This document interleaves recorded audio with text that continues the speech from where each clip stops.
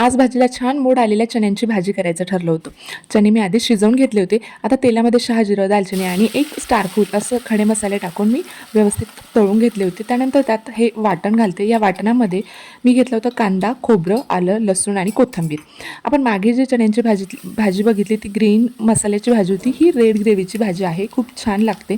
आता हा मसाला छान तळून घेतला, त्याला तेल सुटलं आणि त्यानंतर लगेच बेसिक मसाले घातले. 1 चमचा लाल तिखट, पाव चमचा हळद आणि अर्धा चमचा धण्याची पावडर. त्यानंतर अजून एक मसाला यात जाणार आहे, तो म्हणजे एव्हरेस्टचा छोले मसाला. हा तुम्ही तुमच्या आवडीनुसार टाकू शकता. 1 ते 1.5 चमचा किंवा 2 चमचा घातला तरीही चालेल. तो काही तिखट नसतो, त्याचे फ्लेवर छान येतात. मसाला छानपैकी मस्त फ्राय करून घ्यायचा आहे आणि त्यानंतर मसाले फ्राय झाल्यानंतर त्यात टोमॅटो घालूया.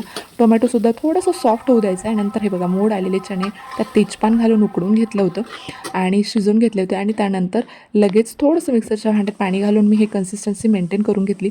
बघा काय मस्तपैकी अप्रतिम भाजी दिसते. त्यानंतर चवीपुरता मीठ घालायचे, कोथिंबीर घालायची आणि thank you so much for watching. Bye.